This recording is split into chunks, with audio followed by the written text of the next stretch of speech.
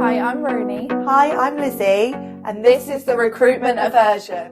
Recruiters are selfish, deceitful, and generally lack self-esteem and integrity. All a recruiter cares about is money. A recruiter does not see you as a person. A recruiter sees you as a dollar symbol. Obviously, that quote was quite extreme, but a lot of people have had bad experience with recruiters. So in this episode, we'll discuss the most common reasons why recruiters get a bad reputation.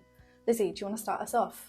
So I think one of the biggest reasons that I've heard and that I've seen is candidates being ghosted by recruiters. So obviously in previous episodes we've spoken about candidates ghosting us. I think it quite often happens that candidates will be spoken to, sold the dream of a job, be put forward for it, and then never hear anything again from their recruiter.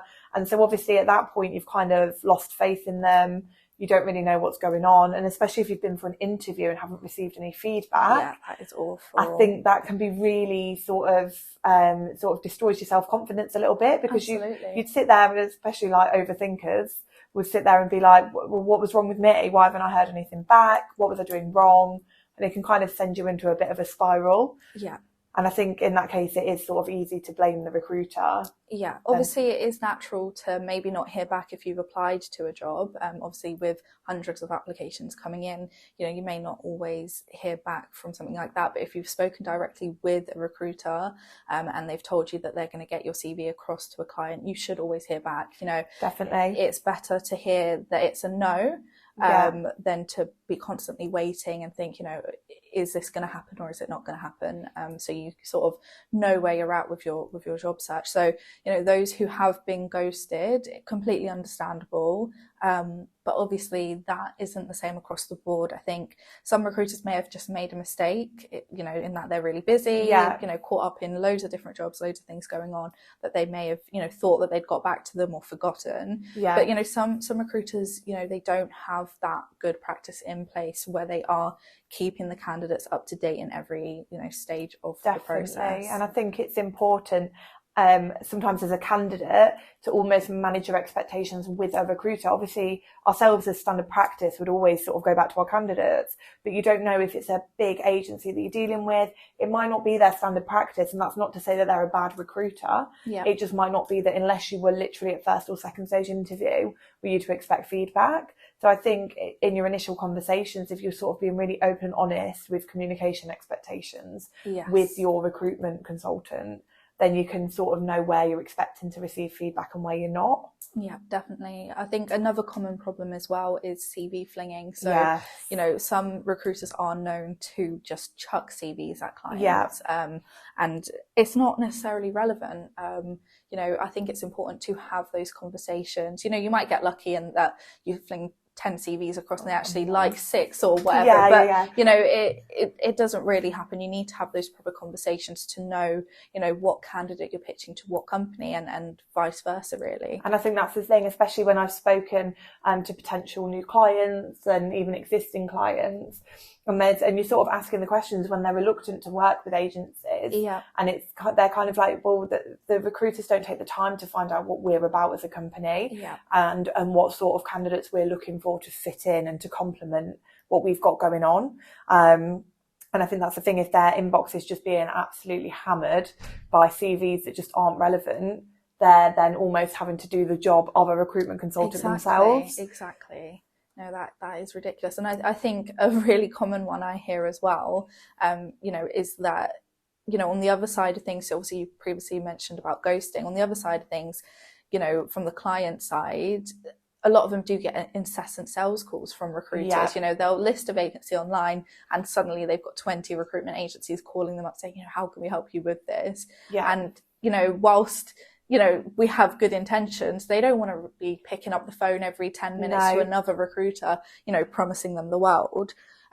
Especially when it's someone that hasn't taken the time. And I think this is another thing that I've spoken to people about. They've had recruiters who will literally, like you say, just see the vacancy online, not actually do any research into the company and what they're even about. Because I've spoken to some clients who've said they've flipped it back on the recruiter and been like, okay, we can work with you. Tell me a bit about what our company is about. Or they've said, so where are we based then? You mentioned that, you've worked with clients in the area, and then they just don't know, and they have to quickly Google. Like, I don't know. Yeah, exactly. So it is, that lack of sort of personality in those sales calls. Obviously, sales calls do need to be made, but it's important that the recruiter does the research beforehand, and doesn't make themselves look like an idiot. And really knows about it. Because I'm sure you're the same. I wouldn't really want to recruit on a job that I'm not really interested in, because you want to be passionate about it and you want to know about the company and know about their values and everything. Yeah. Like, imagine if you suddenly took on a client that like were really heavily invested into animal testing or something like that, and you didn't know because you hadn't done the research. And I think that also, doing research into the clients, I think I've heard from candidates quite a lot why they don't like dealing with recruiters is because a recruiter's contacted them with a job that's just not relevant to their skill set whatsoever. And they've literally, for some reason, they've found an old CV. They've literally just got a pool of people in, for example, the NG11 area that they're just dialing through, whether they've got relevance or not. And candidates kind of find that really like impersonal. Yeah. And it must be frustrating because, if you're actively looking for a new job and then you see you're getting a call from an unknown number, you think, oh, yay, a new job opportunity. And they call you up and you speak to them and you just feel like you've wasted your time because it's just not relevant. And, sort of similarly, some people will put that on their CV. They might have previously been working in finance but looking to make the move to tech, for example. I always advise candidates to put a statement at the top of their CV saying their career intentions. Definitely. Some recruiters won't read the full CV, so they'll see, finance experience, and call them up and say, no, I'm trying to move away from finance. Why are you calling me? I've said on my CV that I'm looking for tech jobs. So, it's as we said, with clients not having that personal touch and understanding, it's the same on the candidate side. The recruiter needs to understand what the candidate is looking for, read through their CV properly, and only then call them if they think the job is relevant. Exactly. And I think, and that sort of leads nicely into the sort of initial screening call, because if there's something that a recruiter isn't understanding from the CV, they should be picking that up on the initial screening call. Yeah. And this is quite a lot that I've heard from candidates when we're doing screening calls, and they're like, you're really getting into it. Like, it's been great to speak to you because you're really sort of finding out about me and you're interested. Yeah. And because they've spoken to a lot of recruiters that will ring them up, be like, what salary do you want? Do you drive? Okay, yeah, you've done a bit of customer service. I'm just going to put you forward. Yeah. And that's it. And it's so cold and just not relevant to them and what they're about. So I think that initial screening call sort of is really important to make sure that recruiters are doing it. Yeah. And you saying, that the recruiter is cold, that just reminds me that, I've spoken to candidates who have spoken to recruiters who are not only cold, but sort of almost look down on them. Yeah, the arrogance. Yeah, and they don't have any sympathy at all for, say someone's being made redundant. Yeah. They've spoken to recruiters who don't care about that. They're just, okay, well, blah, blah, blah, blah. They're just really not taking the time to be compassionate. So, I'm really sorry to hear that. What can we do? How can we turn this into a positive? What is the next step you'd like to take in your career? How can we really sort of guide you and help you to grow and develop with the circumstances? Yeah. And so, I think a lot of recruiters do have that rep where they are arrogant and they are sort of, I suppose, chasing a fee as well, which leads me on to another point, actually. People do think that they're just in it for money and that we'll sell our grannies to get a fee. But it's, I think for some recruiters that probably is the case. Especially when you're dealing maybe in like corporate recruitment, or you're literally having to hammer out placements. Yeah. But like you say, sort of leading on from that impersonal thing, a lot of candidates feel like they've just got a fee above their head. Yeah. And I've had a candidate say it to me, like, oh, bet you're getting loads of commission for this, aren't you? And it's like, well, it's not actually really about all of that, to be honest. That's an added bonus. Yeah, it is an added bonus, because at the end of the day, ultimately, we're working in partnership with our clients. Yeah.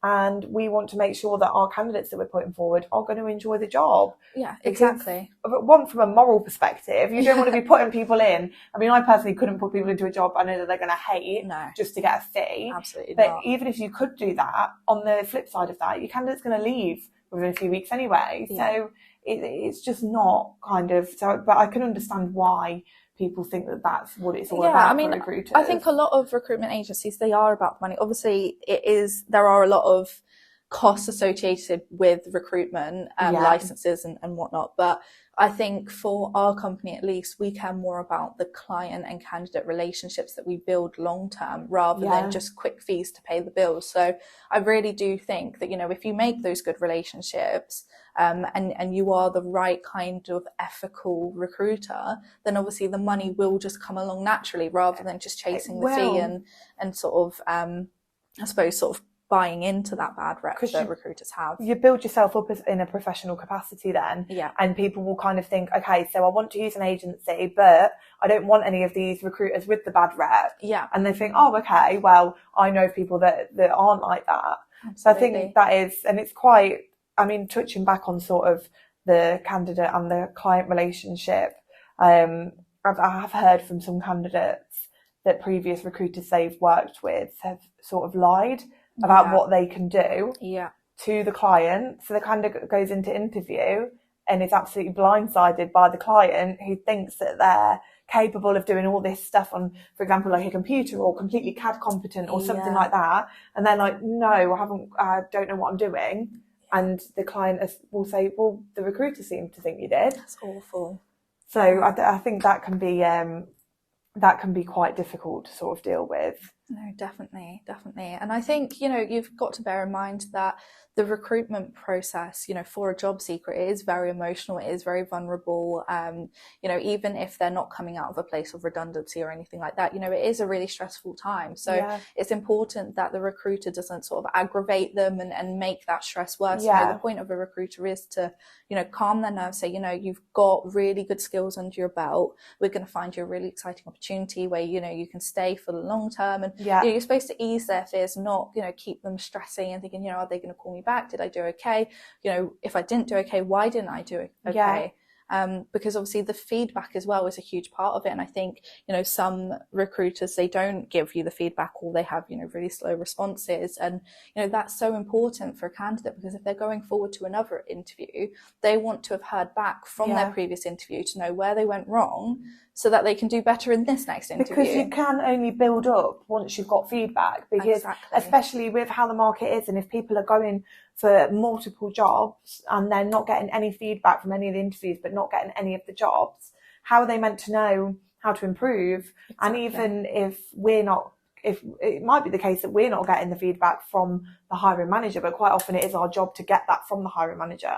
So if recruiters aren't sort of passing that on to you, then it is really difficult to sort of help you progress in your journey. I mean, I'd always kind of suggest for people who've dealt with recruiters like that is try another agency, because it's not the same across the board. You will get agencies that maybe do, I don't know, like who specialise in temp recruitment. They may be more like that, I don't know.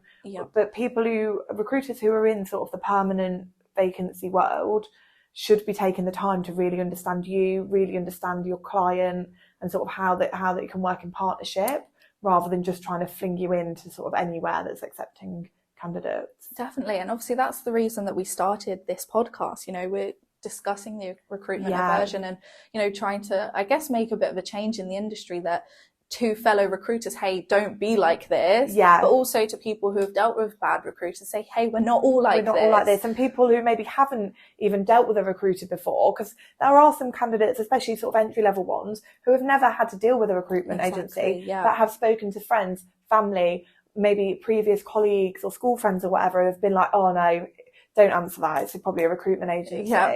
And it's just because of literally the stigma. And it goes to show, like, when we Googled it just before we came on the podcast, and the amount of abuse it's shocking. It really is shocking. It's insane. One of the most hated people. Like, if you're having a bad day as a recruiter, do not Google, should I go into recruitment? Because it's not okay what people say.